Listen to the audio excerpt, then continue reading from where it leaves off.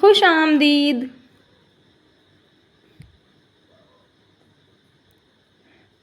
قسط نمبر 10۔ حیات کو زندگی نے بہت کچھ سکھا دیا تھا، شاید دکھ ہمیں سکھانے کے لیے ہی آتے ہیں، ہمیں سنوارنے کے لیے ہی آتے ہیں، غم نصیب والوں کو ہی ملا کرتے ہیں، یہی ہماری آزمائش بھی ہوتی ہے۔ اگر ہم اپنے رب کی طرف رجوع کر لیں تو وہ رحمان ہمیں اپنے قرب کی لذت عطا کر دیتا ہے، پھر ہمیں ہر غم اس کی عطا لگتا ہے۔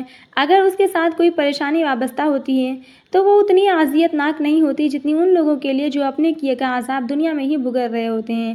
ان کی برداشت کو ان سے چھین لیا جاتا ہے، ان کو اس مادی زندگی میں الجھا کر رکھ دیا جاتا ہے اور وہ اس عارضی دنیا کو حاصل کرنے کے لیے بھاگتے چلے جاتے ہیں۔ ان کے پاس وقت نہیں ہوتا ہے کہ وہ اپنوں کی خوشیوں میں خوش ہو سکیں اور اپنوں کے غم کی کرسیاں ان کے ساتھ مل کر چن سکیں۔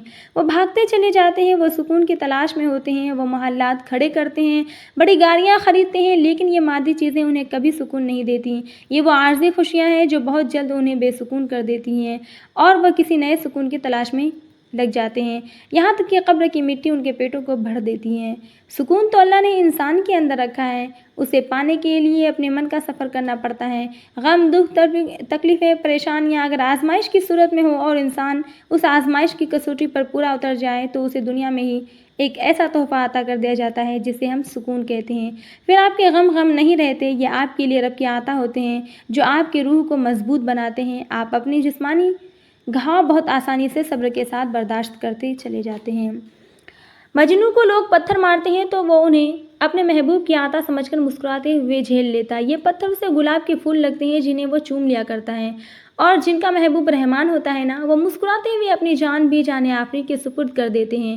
ایسے ولیوں کے لیے ان کا رحیم محبوب آگ کو بھی گل و گلزار کر دیتا ہے اور وہ اپنی جنت کھلی آنکھوں سے دیکھ لیتے ہیں، جو اہل دنیا کے لیے مقام صبر ہوتا ہے، اللہ کے ولیوں کے لیے مقام شکر ہوتا ہے۔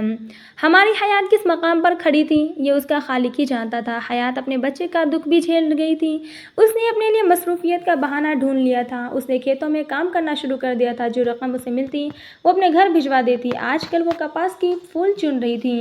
یہ کھیت آدم کے والد کی تھی جو گاؤں کے نیک نام زمیندار تھے۔ آدم کبھی کبھی اپنے کھیتوں کا رخ کر لیا کرتا تھا، لیکن اس موسم میں وہ اکثر وہاں آنے لگا۔ وہ حیات ابھی تک اس کی یادوں میں زندہ تھی جسے اس نے گاؤں کے اسٹاپ پر دیکھا تھا۔ جب وہ اسے اپنے کھیتوں میں کام کرتی ہوئی نظر آئی تو وہ اسے دیکھنے کے لیے کھیتوں میں آ جایا کرتا۔ حیات انجانے میں اس کے دل میں محبت کی شمع روشن کر چکی تھی جس کی لو میں آدم جلتا چلا جا رہا تھا۔ آدم کی یہ محبت حیات کے لیے ایک نئی آزمائش تھی یا اس کی دکھوں کا مداوا، یہ صرف کاتب تقدیر ہی جانتا تھا۔ حیات نے کبھی آدم کو آنکھ بھر کر نہیں دیکھا تھا، وہ دودھ کی جلی تھی، لیکن قدرت کو کچھ اور ہی منظور تھا۔ آدم کی خاموش محبت اپنا رنگ دکھانے لگی، آہستہ آہستہ حیات محبت کی لوگوں محسوس کیا کرتی جب آدم اسے چپکے چپکے دیکھ رہا ہوتا۔